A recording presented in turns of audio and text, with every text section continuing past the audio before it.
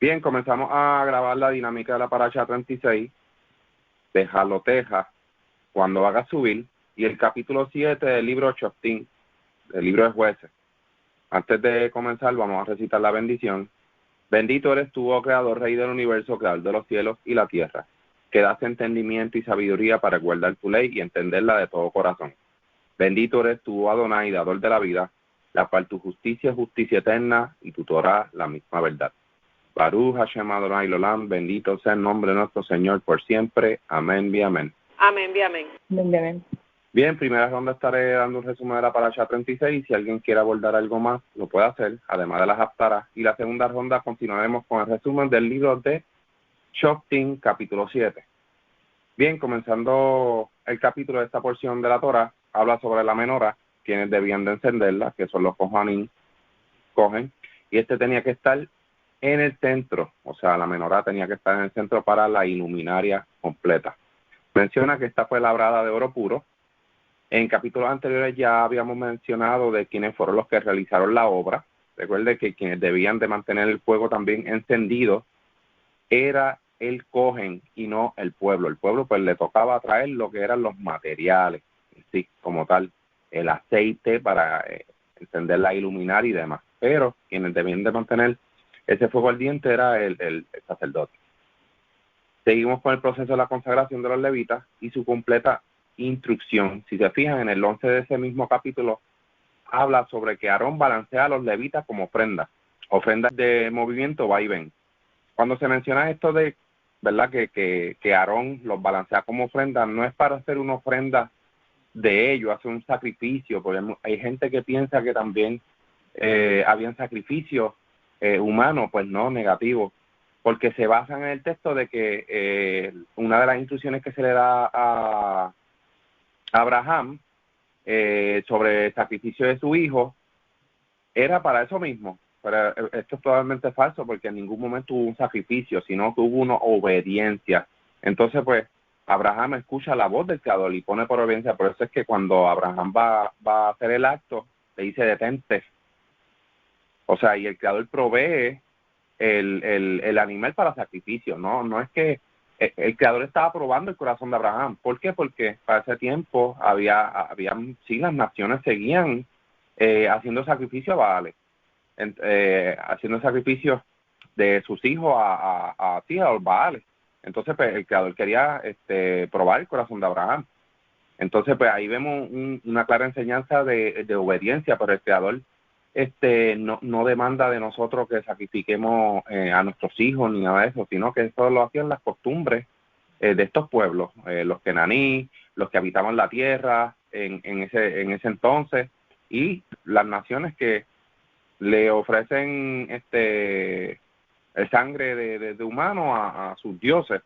Y es por eso que es bien importante que cuando se menciona aquí que va a lanzar a los levitas como ofrenda, no es que lo iba a entregar como sacrificio, sino que era algo para consagración para el Creador. Así que no es para que se piensen que eran sacrificios humanos. Ya se sabe que por razón lógica que el Creador no acepta sacrificio humano. Esto es totalmente una abominación. Esto lo hacía pues los gentiles. Así que cuando el Creador se le ofrece personas como ofrenda, es que serán consagrados para los sacerdotes o para el servicio del templo. Y los sacerdotes, que el sumo sacerdote, de verdad, es el que hace esta consagración. Así que esto es bien importante tener un poco claro. Leímos cómo se preparaba un nazir, un nazareo, entre otros. Así que ya sabemos que cuando se va a consagrar a una persona, ya hemos leído cómo también se prepara un nazir, que es alguien que tiene una corona de consagración en su cabeza. Y esto no es que tiene que ser alguien especial o por XY, simplemente aquel que desea realizar un voto por 30 días lo puede hacer, y la Escritura nos da cómo es que se debe de realizar. Así que esto no es nada de otro mundo. En el 18 de este capítulo vuelve y remarca que los levitas fueron la sustitución de todo primogénito de entre los hijos de Israel. Así que esta parte yo creo que anteriormente la habíamos leído, pero aquí vuelve y nos da un poco más de detalles sobre esto. Se vuelve a mencionar la edad del servicio de los levitas, de 25 a 50 años. Ya la edad de jubilarse o de retirarse era los 50 años. En otras palabras, el oficio del levita dura 25 años. Vemos que hay otra segunda ofrenda del Pesaj para aquellos que estuvieron lejos por razones de impureza, a causa de un muerto. Importante, estos deberán realizarlo al segundo mes, a los 14 del mes en la tarde. Pero esta ofrenda se deberá llevar al templo, como el creador nos ha estipulado, y allí se hace el sacrificio. Son 3 veces al año que todo varón se presentará en el lugar designado que el creador escoja, que es Jerusalén, y estos varones no se presentarán con las manos vacías, es a saber, y el Cohen hace sacrificio de esta ofrenda que esto hayan traído. Número 1, el Pesaj, número 2, Shavuot, y número 3, Sukkot. Así que estos son las 3 festividades al año que todo varón no se presentará con las manos vacías en el lugar que el creador escogiese. Vemos las señales del creador cuando el campamento debía ponerse en marcha, es decir, el creador daba unas señales divinas para hacerle entender al pueblo que estos debían de marchar o debían quedarse. Es una experiencia, yo leo esto y a veces me transmito y veo como que wow, me hubiese gustado estar en ese tiempo, como que esa impresión tan pura. Pero esa es la idea, que uno lee y uno también se transmite allá. Cuando uno hace una buena comprensión, uno como que ese corazón de uno también siente que estuvo ahí.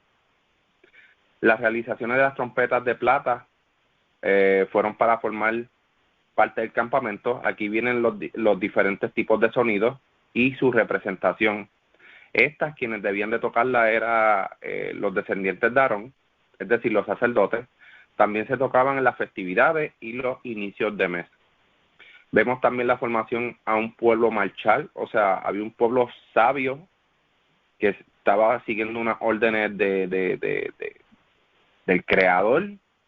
Estas formaciones parecían militares, es decir, eran escuadrones bien organizados y bien temidos.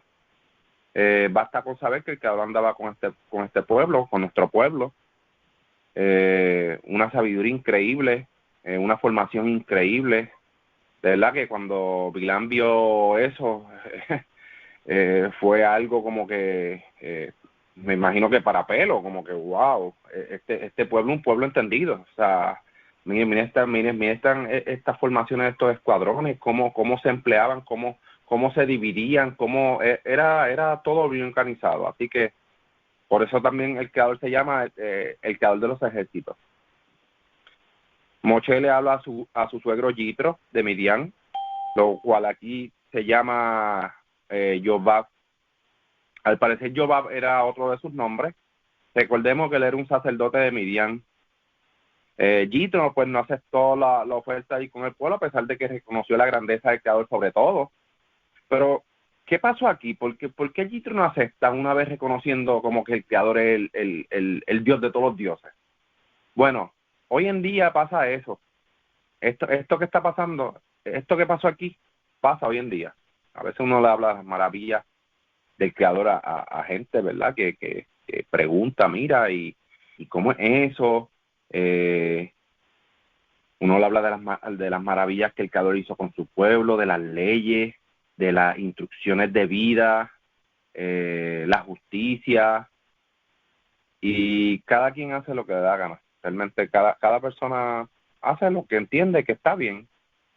Y dicen, no, la verdad que yo sé que el comer cerdo hace daño, pero sabes que lo siguen comiendo. Hay personas que por razones ajenas y desconocimiento que uno tiene, uno no entiende. Uno dice, pero si esta persona acaba de decir que hay unas leyes que nos ayudan para tener larga vida, para evitar enfermarnos, pero aún así no le importa, uno dice, pero ¿qué pasó aquí? Pero porque no toma la decisión de, mira, son casos misteriosos que no se pueden explicar. Entonces vemos cuando Moshe le como que le dice a su suegro, por favor, mira, dividimos la tierra y tú sabes, y Yitro, no, Yitro siguió en lo suyo. O sea, dijo, sí, el creador es grande sobre todos los dioses, pero ustedes sigan para la tierra y yo me quedo acá con mi familia. O sea, ya yo tengo, habría que ver también la edad, cómo es son muchas cosas que, hay muchas especulaciones. Uno puede especular tantas cosas, pero a la misma vez uno se queda como que, es que no hay edad para decir, yo acepto al creador y quiero seguir al creador. O sea, son tantas cosas que a mí, honestamente, yo trato de comprender qué le pasó a Yitro. O sea, teniendo ya a su nieto, ¿verdad? A su esposa, aunque más adelante yo no sé si se dice que él la dejó o algo, qué pasó, no sé. Vamos a seguir leyendo. Pero bueno, son datos interesantes. Interesante lo que decía Moshe al poner el arca. Levántate, oh mi creador, que se dispersen tus enemigos y que huyan de ti los que te aborrecen. Entonces, cuando ellos reposaban en el arca, Moshe decía, vuelve, oh mi creador, a los millares de Israel. O sea, que qué interesante. Wow. De verdad que yo cuando estaba leyendo esto, yo decía, wow, la verdad que hace falta seguir leyendo las porciones de la Torá. O sea, no nos podemos despegar de seguir leyendo las porciones de la Torá, porque es lo que nos va a ayudar a mantener este amor vivo por el Creador. El pueblo se queja ante Moshe, pero en realidad se quejaban contra el Creador. Y esto es mal visto ante los ojos del Creador, porque no era tan solo una queja, sino que le volvieron en memoria a los que ellos mencionaban que comían en Egipto. Déjeme decirle algo, esto es algo que irrita, esto le irrita a cualquiera.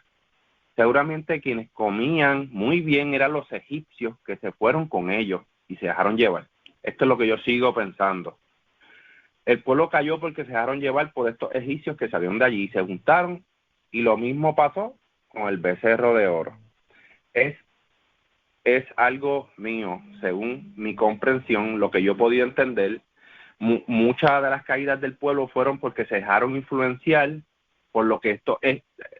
Recuerden que cuando el pueblo marcha de Egipto, también hubieron egipcios que se fueron con ellos. Entonces, prácticamente quienes vivían bien allí eran los egipcios. El pueblo estaba afligido, el pueblo fue afligido por los mismos comandantes del faraón y el mismo faraón. Entonces, vemos que quienes están allí comiendo bien, en teoría, eran los egipcios. Entonces, el pueblo quería salir de allí. Entonces, vemos como que hay cosas como que no cuadran. Entonces, hace más sentido que quienes incitan al pueblo a caer eran los egipcios. Eso es lo que yo sigo pensando. Cada quien, ¿verdad?, puede tener algo diferente. Un relato muy bueno en este es que Moshe también se ve afectado por la queja del pueblo, de tan así que le pide al Creador que acabe con su vida. Pero ahí es donde el Creador le pide a Moshe que reúna a los 70 ancianos. Pero estos no eran cualquier anciano, sino aquellos que aborrecían también la injusticia y aquellos que tengan autoridad sobre el pueblo, más bien personas que sean respetables. Cuando se menciona que tengan autoridad sobre el pueblo es que sean personas de respeto. Bueno, Moshe le deja saber al Creador cómo iban a proporcionar la carne, porque según él no entendía cómo esto iba a suceder, ya que ni el ganado mayor ni el menor no iban a dar abasto para 500,000 de personas, más de 500,000 de personas, pero 600,000, es lo que se relata en la escritura. Pero para el Creador nada es imposible, por lo que le contesta a Moshe, ¿acaso mi mano es limitada? Recordemos que quien le está hablando a Moshe es el emisario que porta el nombre del Creador, la representación del Creador en la tierra. Dos personas que profetizan en el campamento. Esta es la parte donde Yehoshua le da la noticia a Moshe sobre lo sucedido, más bien el celo de Yehoshua.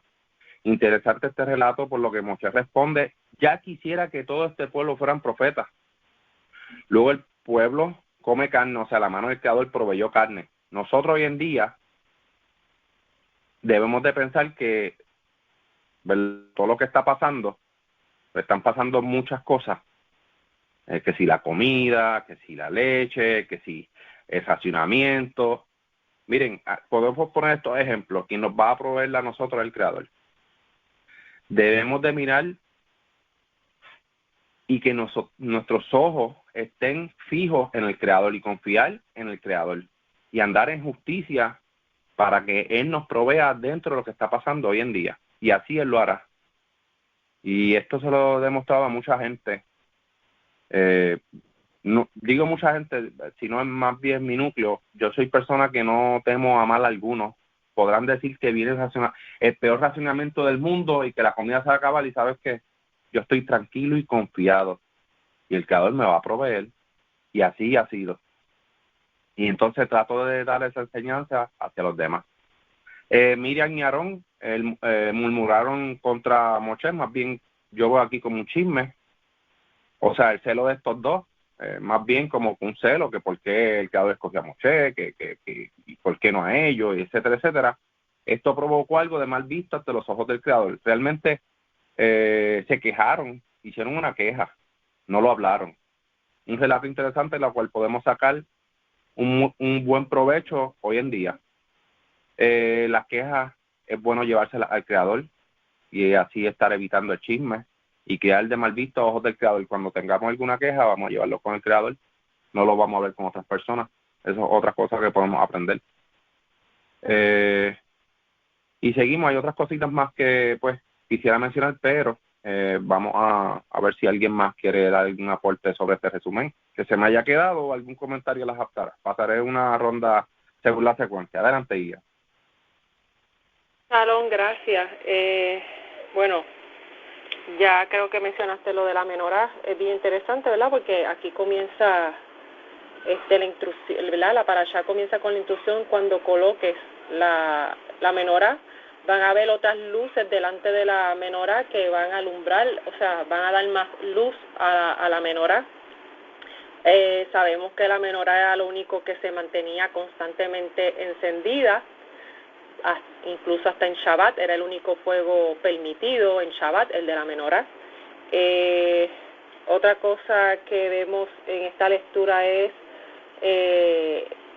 la ordenanza del Creador de tomar a los levitas en lugar de los primogénitos. Vemos este ritual donde los primogénitos tenían que poner sus manos sobre la cabeza de los levitas, y los levitas tenían que poner sus manos sobre el animal que iban a sacrificar, y es como un simbolismo de traspasar. Pasaban esa ordenanza, o sea, ese compromiso que tenía el primogénito con el Creador, ahora se pasaba al levita, y el levita entonces se purificaba para poder entonces hacer ese trabajo del templo. Es bien interesante también ver que en este relato se habla de, ¿verdad? Se empieza hablando también del Pesaj, del primer Pesaj después de la salida de Egipto. Vemos que dentro de la misericordia del Creador, el Creador da una segunda oportunidad a todo aquel que se encuentra impurificado para la fecha de Pesaj. Él da un segundo Pesaj, o sea, al segundo mes, al día 14 también, la misma instrucción, pero ya no en el primer mes, sino para el segundo mes, para todo aquel que estuviera de viaje fuera o estuviera impurificado. Tenía la oportunidad entonces de en el segundo mes celebrar Pesaj. Es bien interesante que aquí vemos que no hay excusa para guardar esa festividad, para celebrar el Pesaj, sino que todo el mundo tenía oportunidad de hacerlo. Hay algo que me llama mucho la atención de esta lectura, y es que habla del extranjero. Dice que el extranjero que desee celebrar el Pesaj, pues tiene que hacerlo de acuerdo a las regulaciones del Pesaj. Recordemos que estas regulaciones lo leímos en Éxodo 12:48, dice: si un extranjero que que se está quedando contigo quiere observar el Pesaj, a todos sus varones circuncidarán, entonces él puede tomar parte y observarla. Él será como un ciudadano de la tierra, como un natural. Pero ninguna persona incircuncisa puede comer del Pesaj. La misma Torá se aplicará igualmente al ciudadano y al extranjero viviendo entre ustedes. Es bien interesante, aquí vemos que la Torá, todo extranjero incircunciso que vivía dentro del pueblo de Israel tenía que seguir la Torá. Tenía que seguir todas las ordenanzas, todas las leyes que el pueblo seguía. Pero si ese extranjero, adicional a seguir todas las ordenanzas, también quería participar del Pesaj, pues ahí entonces tenía que darle un paso adicional, y ese paso adicional era circuncidarse. Y así ya dejaba de ser extranjero para convertirse como el natural.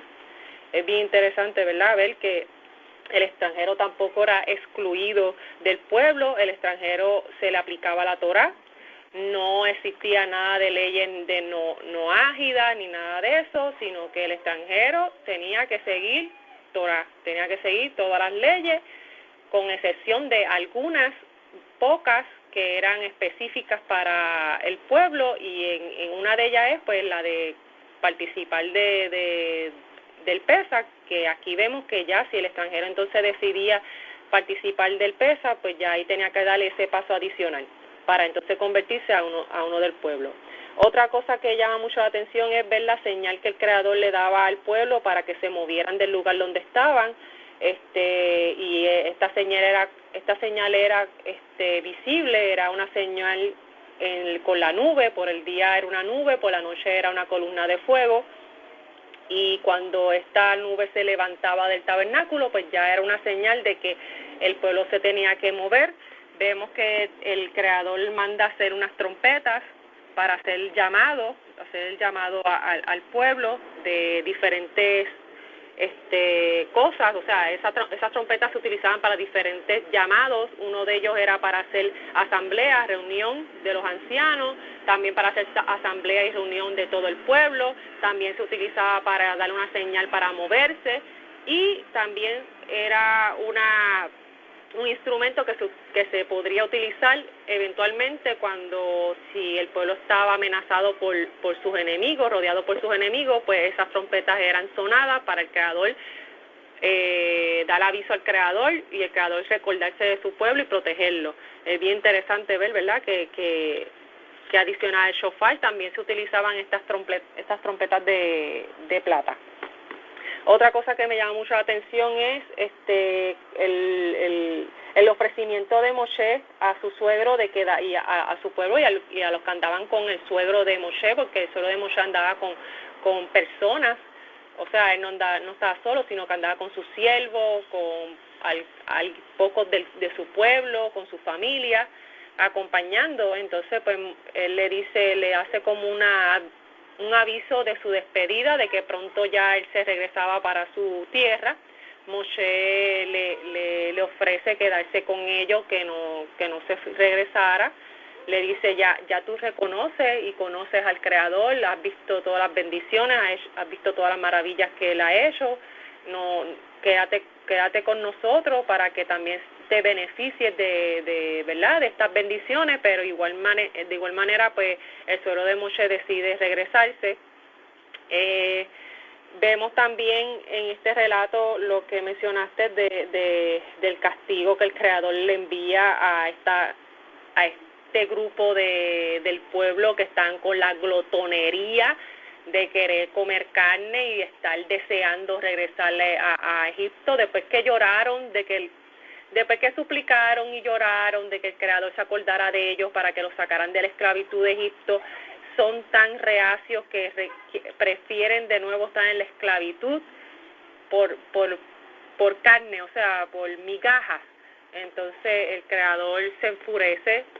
Vemos también un Moshe que está preocupado, cargado de estos problemas que el pueblo le traía encima. Entonces Moshe le dice al Creador, le dice, yo no puedo con esto, o sea, es tu pueblo, ¿acaso yo creé este pueblo es tuyo, tú lo creaste, tú lo formaste,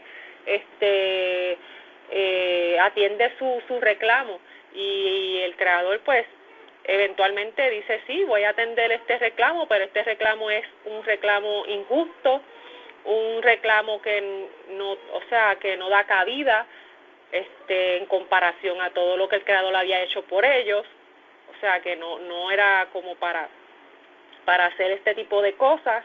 Y vemos que el creador pues hace llover las codornices, vemos que esos del pueblo actúan de una manera glotona, y eventualmente pues son castigados. El creador les envía una plaga por su glotonería, y es bien interesante ver que, ¿verdad?, que es una enseñanza también para nosotros hoy en día de que es bueno disfrutar de la comida, porque la comida es una bendición, ¿verdad? El creador nos bendice con alimento, pero de igual manera también tenemos que aprender a controlar nuestros impulsos y nuestros deseos. O sea, nosotros tenemos la capacidad de controlarlos y manejarlos, y creo que viviendo en el exilio, con todas las limitaciones que tenemos de no poder a lo mejor conseguir carne apropiada para consumo, pues es un reto, ¿verdad?, para nosotros el poder controlar esos impulsos y esos deseos. Otra cosa que me llamó mucho la atención es el castigo de Miriam. Vemos que todo comienza con una crítica de por qué Moshe se casó con una etíope. Sabemos que pues dentro de una de las regulaciones que el creador da al pueblo es que no se casen con mujeres extranjeras, ni casen a sus hijos con mujeres extranjeras, ni casen a sus hijas con hombres extranjeros. Pero sabemos que aunque Moshe se haya casado con una mujer extranjera, que eso tenía todo su propósito, sabemos que esa mujer y su padre y su familia reconocieron al creador. Prácticamente la esposa de Moshe, al igual que la familia de su suegro y eso, son como lo fue Ruth eventualmente, ¿verdad? Fueron personas que eran extranjeros, que reconocieron al creador y lo aceptaron y estaban cumpliendo las leyes del creador. O sea que la esposa de Moshe ya no era etíope, era ya parte del pueblo del creador. Ella pertenecía al pueblo porque ella estaba cumpliendo y viviendo dentro del pueblo de Israel y cumpliendo con las leyes que el creador estaba dando a su pueblo. Entonces, pues esa observancia que hizo Miriam y Aarón estaba fuera de lugar. Vemos también cómo ellos envidian esta relación que tenía Moshe con el creador, de que el creador hablaba con él frente a frente, y vemos que ellos dicen, ay, pero ¿y acaso el creador tampoco no se comunica con nosotros también? Entonces, pues vemos, ¿verdad?, esta guerra de querer ser líderes, y eso lo vemos hoy en día también. Muchas personas que quizás están comenzando ahora en este camino de la Torah y eso, no acaban de aprender y estudiar y ya quieren ser cabeza, no quieren ser cola, no quieren ser estudiantes, quieren ser maestros. Todos quieren ser maestros, todos quieren enseñar. Entonces, pues uno tiene que también saber cuándo ser maestro y cuándo ser estudiante, cuándo ser cabeza y cuándo ser cola. Y cola siempre vamos a hacer, o sea, estudiantes siempre vamos a hacer, porque esta vida es para aprendizaje, y uno nunca deja de aprender hasta que muere. Entonces, pues uno tiene que también ser humilde, y en el momento que uno no sepa de algo, no entienda algo, aprender de otras personas. Y cuando uno se acerca a alguien a querer aprender algo también, si uno está con ese conocimiento, impartir ese conocimiento al que lo solicite, y no ser como Aarón y Miriam en este momento, que querían ser cabeza, no querían ser cola de Moshe. Y nada, creo que, ¿verdad?, eso es lo más que me llama la atención que puedo sacar de esta parasha, que es bastante larga. Y nada, eso es lo que quería añadir. Gracias. Gracias, Ilian, gracias por el aporte. Seguimos con la ronda con Minerva. Adelante, Minerva. Sí, bueno, la parasha es bastante larga, tiene varios temas intercalados dentro de la misma parasha, pero la mayor parte de esta parasha es sobre las quejas y murmuración y quejas. Y cómo dentro de ese contexto de quejas, el pueblo se queja, Miriam y Aarón, aparentemente siendo ellos parte del liderato de Israel, eran parte importante y eran las manos de ayuda que tenía Moshe. Ellos entran dentro de este tipo de comentario, o por decirlo así, hacen ciertos tipos de statements, como decir, que podría llamarse no tanto queja ni murmuración, sino más bien dentro de ese fluir profético, porque Miriam es profetisa, pero ya Aarón estaba dentro de la parte sacerdotal. Dos personajes importantes, según lo que muchos comentarios hablan sobre esto. Miriam y Aarón hacen comentarios con respecto a la mujer de Cush que había tomado Moshe, su esposa. No se habla muy en detalle respecto de qué fue lo que se comentó, pero aparentemente era dentro de un marco tipo profético. Entonces, por eso fue tan importante a los ojos del Eterno este tipo de comentario, a nivel de que los tienen que llamar aparte, porque ellos son los tres pilares del pueblo de Israel en este momento, Moshe, Aarón y Miriam, y los tienen que llamar aparte, y vemos cómo él los reprende y les hace más bien hincapié en la manera que le habla. Dice, yo le hablo a Moshe en diferentes formas.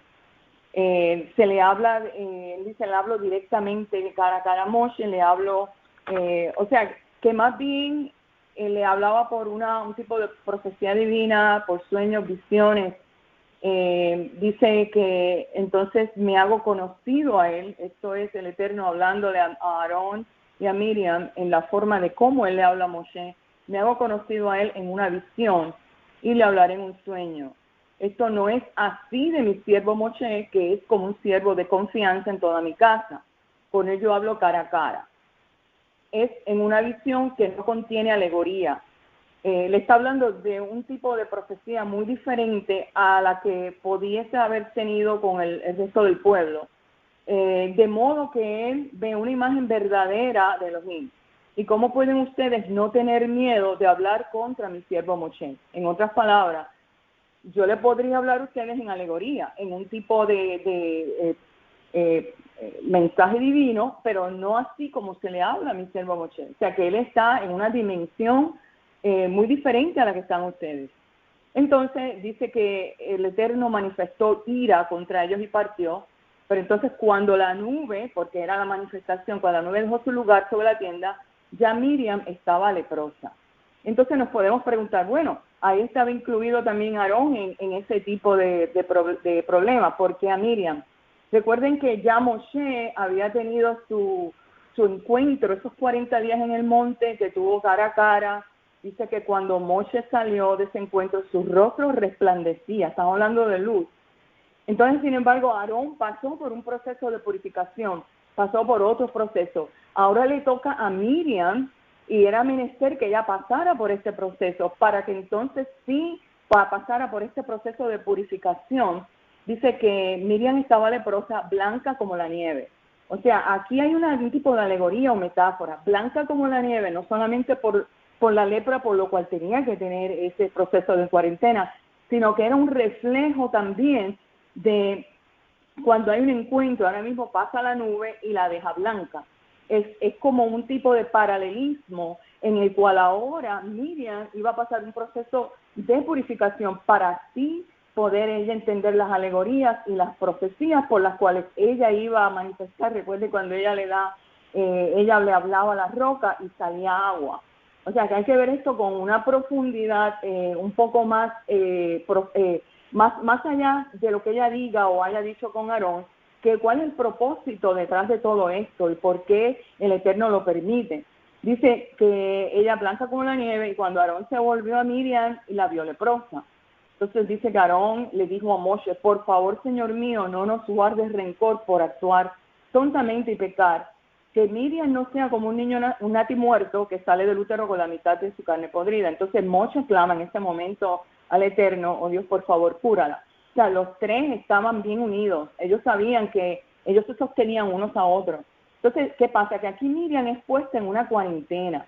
Dice, si su padre le hubiera escupido en el rostro, ¿no habría estado avergonzado durante 7 días?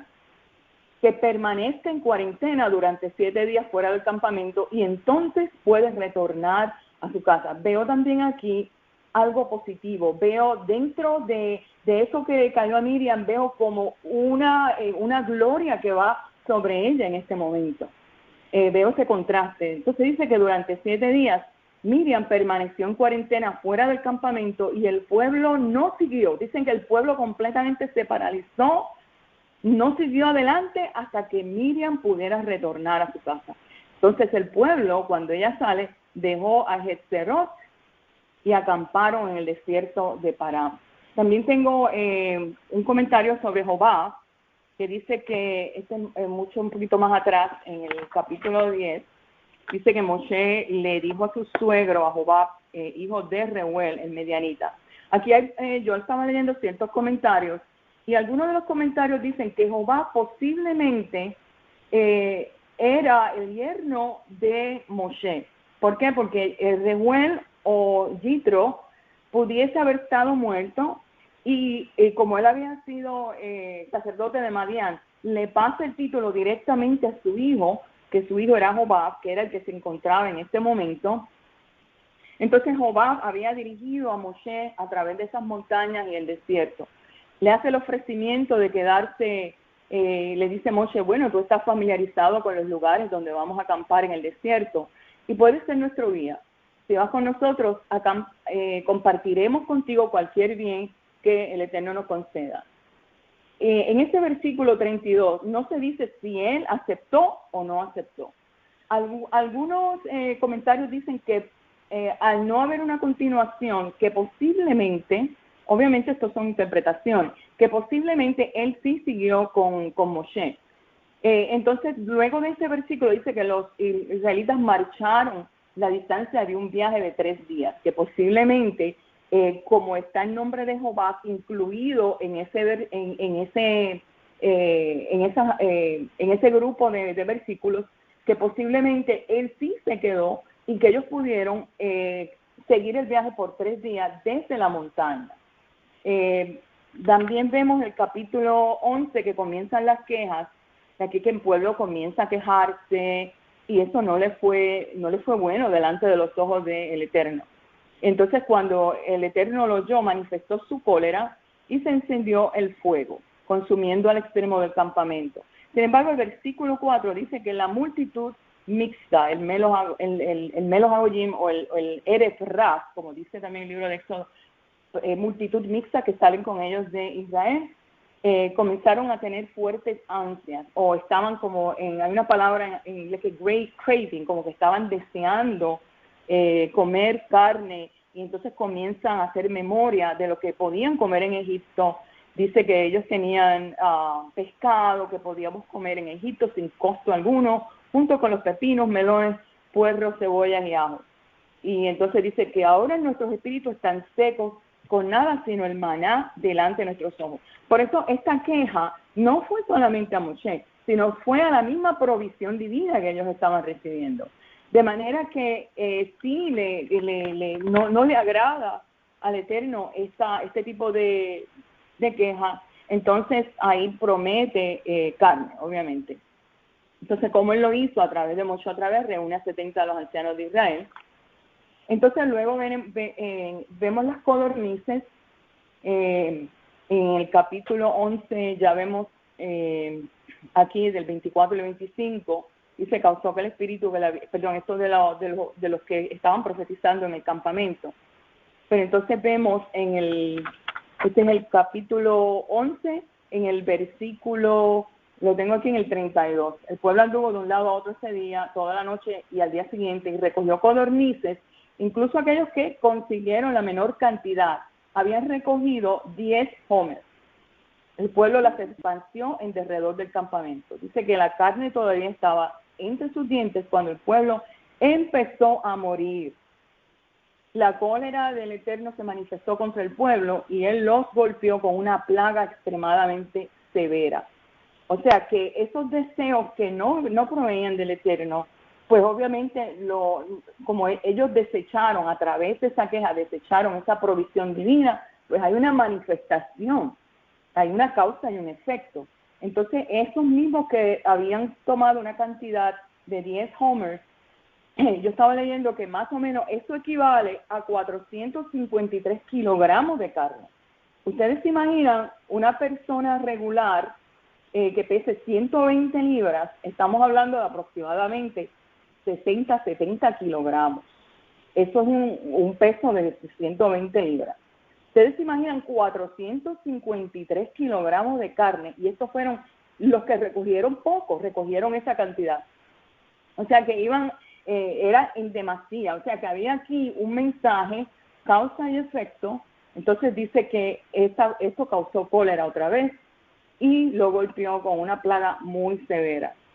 Pues nada, esto es lo que quería añadir sobre esta paracha, porque hay cosas como cuando uno dice que detrás de un tapete hay algo, otra verdad un poco más profunda, pues aquí verdaderamente esta queja o esta situación, pues el Eterno inmediatamente la resuelve. Entonces era para que ellos, en vez de quejarse, pudiesen dar acción de gracias porque habían salido, porque hay una provisión. Tenemos el arca y tenemos la provisión. Entonces, ese es el tipo de queja que en vez de adelantar, lo que hace es atrasar al pueblo. Pues nada, eso es lo que quería añadir. Gracias. Gracias, Minerva, por el excelente aporte. Sí, estoy totalmente de acuerdo con lo que acabas de mencionar. En vez de agradecer, lo que estaban era una queja constante, pero era constante. Por eso es que tanta plaga, tanta muerte y tanto retraso, porque sí hubo tanto retraso a causa de eso. Y sí, vemos que el pueblo se puso como impaciente, se pensaban que el Creador no iba, oye, si yo viendo lo que el Creador, yo personalmente leo y me pongo en ese momento y se me hacen los ojos agua y digo, wow, qué maravilla, y el pueblo más adelante empieza a quejar como si el Creador no fuera a proveer. Eso era tan sencillo. Ir donde Moshe, explicarle la situación y mira, tenemos hambre, qué sé yo, pero lo hacían en una forma despectiva, de una manera en que, mira cómo estuvimos allá en Egipto y nos traíste aquí a morir, que esto, y eso era constante. Llega un momento en que Moshe ya pierde la paciencia, yo creo que mucho aguantó porque nosotros mismos leemos eso y lo escuchamos y ya lo hubiésemos perdido hace mucho tiempo. ¿Alguien más quiere dar un aporte de esta paracha? Sí, yo quería mencionar algo y es bien interesante, algo que mencionó Minerva sobre Yitro. Vemos que estamos leyendo, ¿verdad?, el libro de Jueces, y vemos que en Jueces capítulo 1, después de la muerte de Yehoshua, que empieza, ¿verdad?, la guerra que el Creador manda a Yehudá a pelear con los cananí, que Caleb también da a su hija, a cualquiera que ¿verdad?, que peleara en contra de los cananí. Vemos que en el capítulo 16 dice, luego los hijos de Yitro, el Kenaní, el suegro de Moshe, subieron de la ciudad de las palmas de dátiles con los hijos de Judá hacia el desierto de Yehuda al sur. O sea que prácticamente se puede dar a entender que, como dijo Minerva, Yitro y su familia se quedaron con el pueblo o estuvieron cerca del pueblo. Nunca se alejaron, sino que todas esas tierras fueron habitadas por pueblos y personas que conocían al pueblo, el pueblo de Israel fue reconocido por todos esos territorios, y vemos que pues Yitro y su familia no fueron la excepción y sí se quedaron cerca o junto del pueblo. Nada, eso es lo que quería añadir. Gracias. Gracias, Ilian, gracias por el aporte.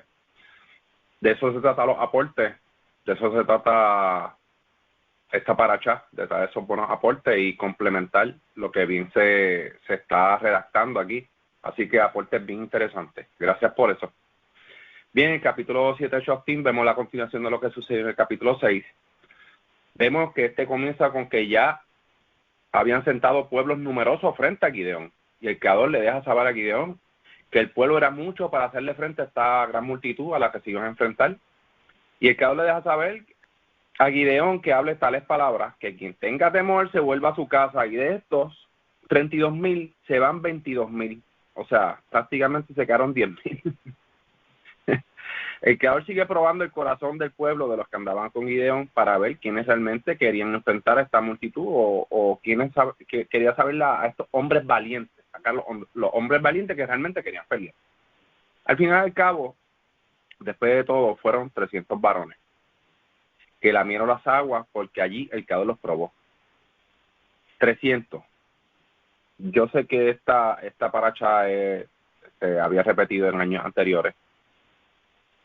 Y esta paracha no, este relato. Y saco que este número 300, ¿alguien vio la película 300? Porque realmente yo leí yo leí todo esto y me trajo otra vez recuerdo de la película 300. Pero es bien interesante, ¿verdad? El número que queda esto para enfrentar a esta multitud. Y con estos 300 el Creador entregó a la multitud de los madianitas y a Amalek. ¿Qué cosa? El Creador les deja saber a Gideón que si tiene temor, que baje con su criado al campamento, ¿verdad?, de los otros, y escuche lo que hablan. Que con esto iba a cobrar fuerza. Y era la historia de un sueño de lo que estos estaban contando. Y lo voy a leer rapidito. Por eso dice que cuando oiga lo que está diciendo, estos perderán el miedo. Gideón se fue con su sirviente a los puestos de vigilancia del ejército enemigo, los medianitas, los Amalek, y toda la gente que estaban allí dispersados por todo el valle. Parecían una plaga de saltamontes y tenían tantos camellos como la arena de la playa, o la arena del mar. Cuando llegó Gideón, oyó que un soldado le contaba a otro el sueño que había tenido. Este le decía: soñé que un pan de cebada venía rodando sobre nuestro campamento y chocaba contra una tienda y la derribaba. Su compañero respondió: no cabe duda que se trata del ejército de Gideón. El Creador le va a dar la victoria sobre nuestro ejército. Cuando Gideón oyó el relato del sueño y lo que significaba, adoró al Creador. Luego Gideón volvió al campamento israelita y ordenó: arriba a todos.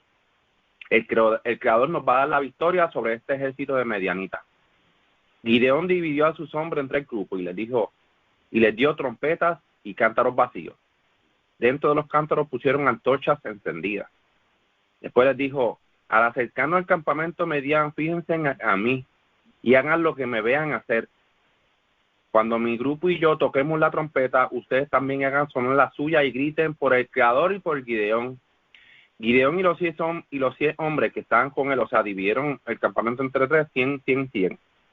Pero con él se acercaron al campamento poco antes de la medianoche. Cuando estaban por cambiar el turno de la guardia, hicieron sonar las trompetas y rompieron los cántaros que llevaban en las manos. Y los otros 2 grupos hicieron lo mismo, con la antorcha en la mano izquierda y con la trompeta en la derecha. Todos gritaron al ataque por el Creador y Gideón. Los israelitas se quedaron quietos en sus puestos rodeando el campamento enemigo. Al oír los gritos, todo el ejército de Medián salió corriendo. Los israelitas por su parte seguían tocando trompetas mientras el Creador hacía que las tropas enemigas se atacaran entre sí y salieran huyendo. Se fueron a Pisita, camino de Cerera, y llegaron hasta la frontera de Abel Mejola, cerca de Tabat. Entonces llamaron a los hombres de las tribus de Neftalí, de Aser y de todo Manasés que persiguieran a los medianitas. O sea, vemos aquí que prácticamente el Creador hizo todo lo que pasara, o sea, por estrategias militares. Ya el Creador le había entrado pánico a estos medianitas y Amalek. O sea, he visto tantas historias, por eso es que hay que tener confianza en el Creador. Y cuando el Creador nos dice a nosotros que hagamos algo, o según lo que está, ¿verdad?, pasando a la escritura, hay que hacerlo. Cuando el Creador entregó la mano del enemigo en tu mano, ya es porque ya ese enemigo en sí ya está atemorizado, ya no hay alma ahí. Y es por eso que cuando vemos que el pueblo de Israel, cuando en el cargo de Yehoshua, ya se había escuchado y rumoreado que este ejército que venía a destruirlos por completo, ya esa gente estaban allí parada, pero realmente no tenían ni alma, porque ya el temor del Creador estaba en ellos. Así que leí esto y como que me pareció bien gracioso, en el sentido de que prácticamente lo que hicieron fueron tácticas de guerra. Y ya como esta gente, ya el Creador le puso pánico, le puso temor, y ya escucharon lo que este estaba soñando, que estaban todos atemorizados, pues ya salieron todos corriendo, cada uno se mató. Bueno, al final y al cabo el Creador, el campamento estaba asolado, destruido, estaban tendidos como langostas, estaban muertos. Y yo creo que la confianza siempre debemos tenerla en el Creador antes de ponerla sobre la mano de un hombre. Y el Creador siempre nos va a dar la victoria, siempre y cuando tengamos confianza en Él. Seguimos con la ronda con Ilian. Adelante, Ilian. Sí, gracias. Yo creo que de esta parasha, lo más que a mí, de esta parasha no, de esta lectura, lo más que a mí me llama la atención es cuando el Creador le dice al comandante Gideón, dice, hay mucha gente contigo para que yo entregue a Midian a ellos, porque yo no quiero que Israel se jacte contra mí diciendo, nosotros nos salvamos por nuestra propia fuerza. Por lo tanto, proclama al pueblo, cualquiera que esté ansioso o temeroso, debe regresar a su casa mientras nosotros nos quedamos aquí en el monte de Gilead.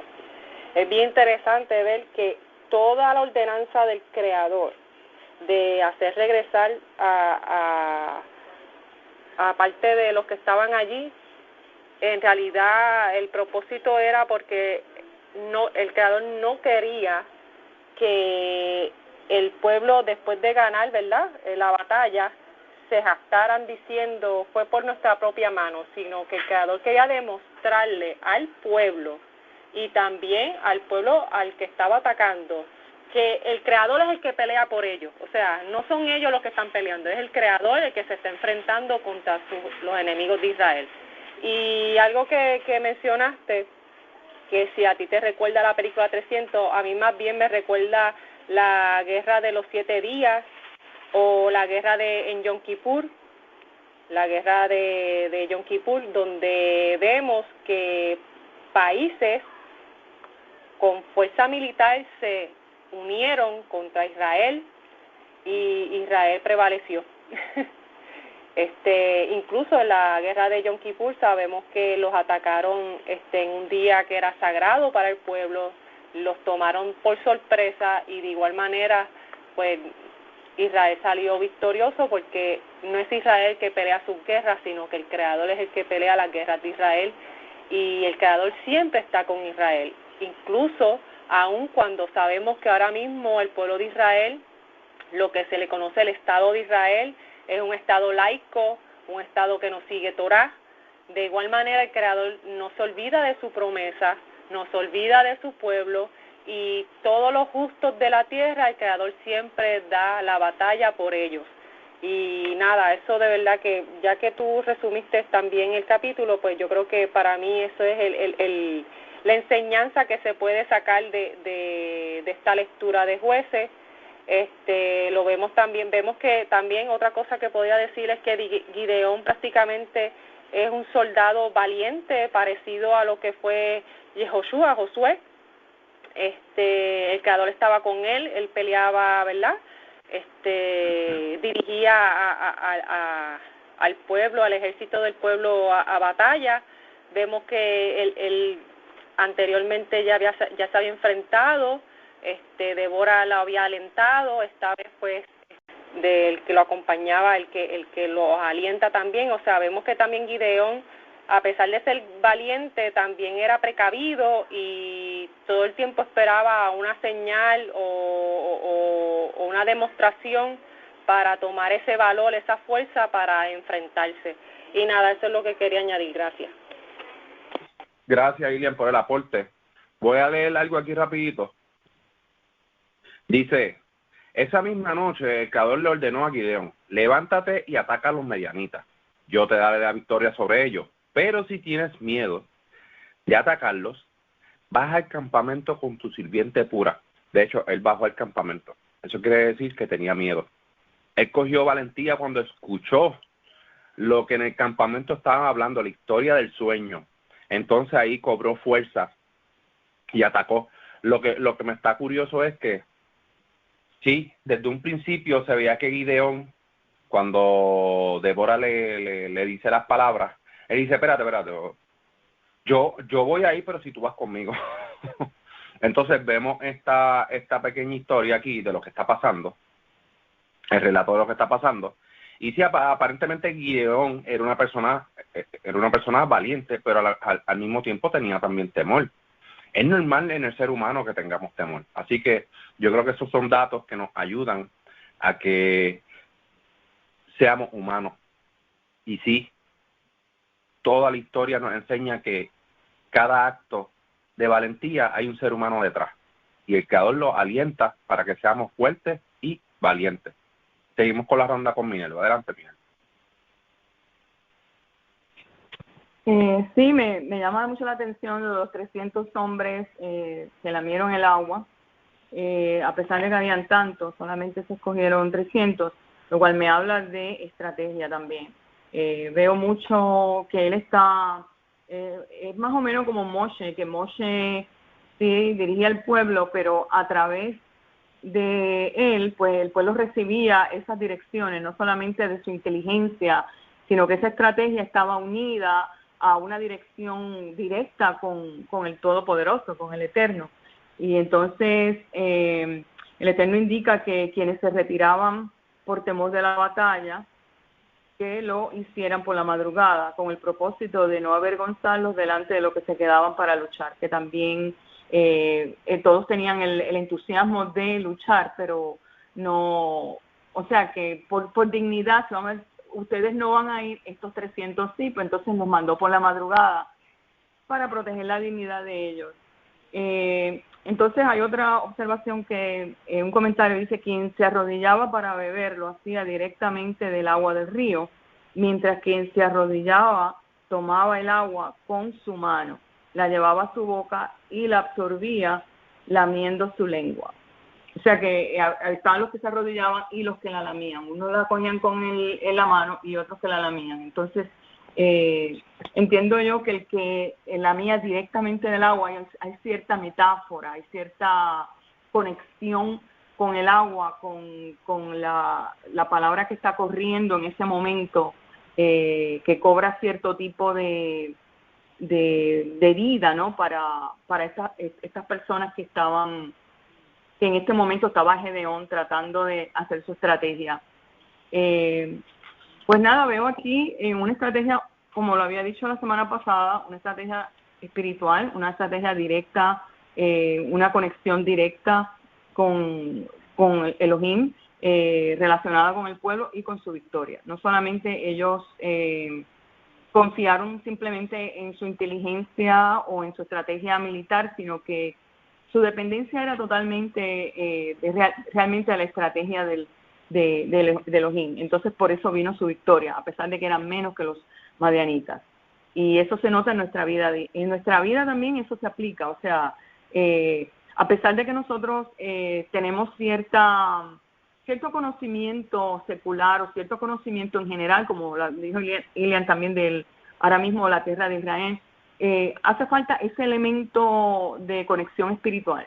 No debe faltar, tiene que estar bien incrustado, digo yo, en toda esta estrategia, porque si es solamente una estrategia militar humana, van a seguir dando vueltas en el mismo círculo. O sea, hay un momento en que ellos tienen que echar mano a esa estrategia espiritual y dirigirse solamente por la inteligencia divina, que es a través, obviamente, de la Torá y escuchar la voz del Todopoderoso. Pues gracias, eso es lo que quería decir. Gracias. Gracias, Minerva, por el aporte. Y de hecho no se ve a nadie prácticamente haciendo frente. Lo que se ve es una estrategia militar por parte del creador. Así que ya el creador le había dado a estas personas el pánico en sus corazones, y es por eso que al escuchar cualquier ruido salieron por ahí a huir, salieron por ahí huyendo y asustados con miedo. La verdad que me pareció bien interesante cómo el creador, ¿verdad?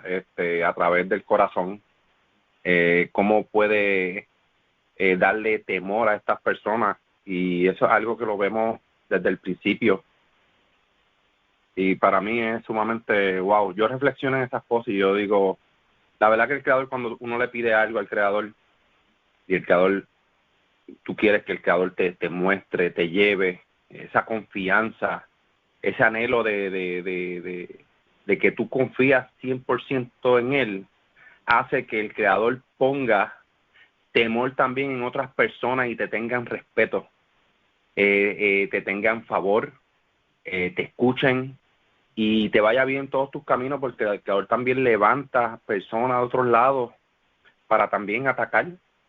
Y así mismo como el creador levanta a otras personas a otro lado para atacar, así mismo el creador levanta a otras personas de otro lado para que no se te acerquen, y le pone temor en sus corazones de que tengan cuidado contigo. Y eso es algo que podemos aprender también en esta dinámica de la lectura. ¿Alguien más quiere dar algún aporte final? Bueno, pues si no, les deseo a todos, chavo a todos. Chao a todos.